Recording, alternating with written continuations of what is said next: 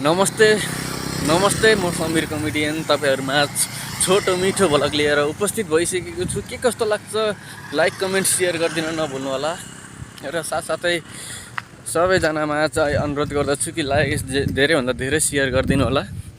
र चाहिँ म आज चाहिँ अन दी वे निस्किसकेको छु छोटो मिठो भ्लगको लागि। र अहिले चाहिँ म ठ्याक्कै पृथ्वी राजमार्गको हाइवेमा छु, देख्न सक्नुहुन्छ तपाईहरुले। र म चाहिँ आज चाहिँ खोलातर्फ लाग्दैछु र खोलाका भ्यूहरू पनि तपाईहरुलाई माझ उपस्थित गराउने नै छु। के कस्तो लाग्छ कमेन्टमा प्रतिक्रिया दिन नभुल्नु होला। र म चाहिँ अहिले जाँदैछु खोलातर्फ जाँदैछु। हेर्न सक्नुहुन्छ यो चाहिँ पृथ्वी राजमार्ग हाइवे छ र सायद त्यहाँनिर देखिरहेको चाहिँ पिसेन रेस्टुरेन्ट होटल पनि रहेको छ।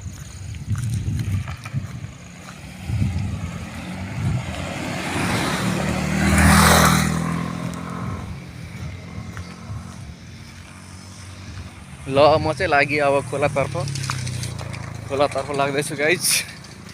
सर्लकै खोलातर्फ लाग्यो हैन, खोलातर्फ लाग्यो गाइजहरु, खोलातर्फ लाग्यो। तपाईहरु पनि राफ्टिङको लागि के कस्तो हुन्छ भनेर तिर्सिल रिभर साइड चाहिँ छेउमै रहेको छ र 1 किलोमिटर अगाडि रहेको छ।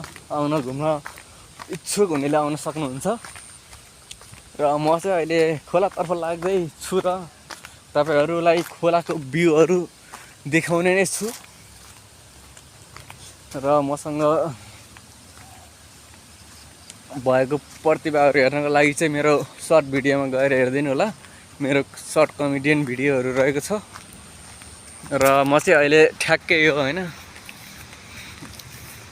यो रोडबाट अलिक तलै झरिसकेको छु, देख्न सक्नुहुन्छ तपाईहरुले। र म चाहिँ लाग्दैछु अहिले खोलातर्फ। यो चाहिँ गोमती खोला हो हैन, यो सानो खोला यहाँ बगिरहेको छ। यहाँ अगाडि देख्न सक्नुहुन्छ तपाईहरुले।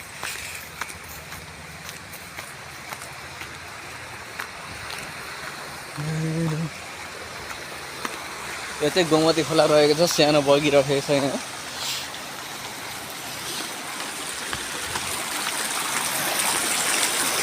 र म चाहिँ गोमती खोला अहिले पार गरिसकेको छु।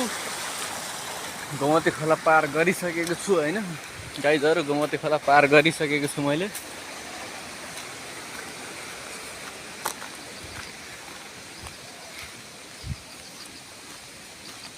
यहाँ चाहिँ मन्दिर रहेको छ।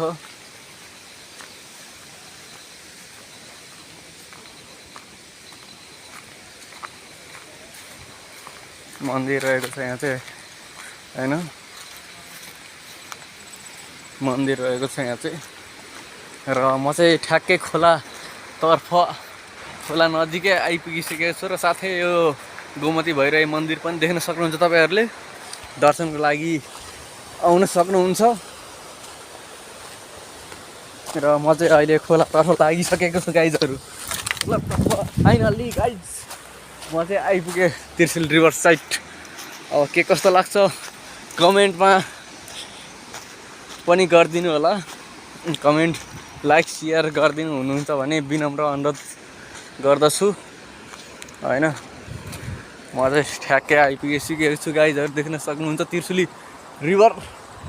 यो चाहिँ बगिरहेको छ, जुन बगिरहेको छ त्यो चाहिँ तिर्सिली रिभर साइड रहेको छ भने तपाईहरुले देख्न सक्नुहुने नै छ हैन।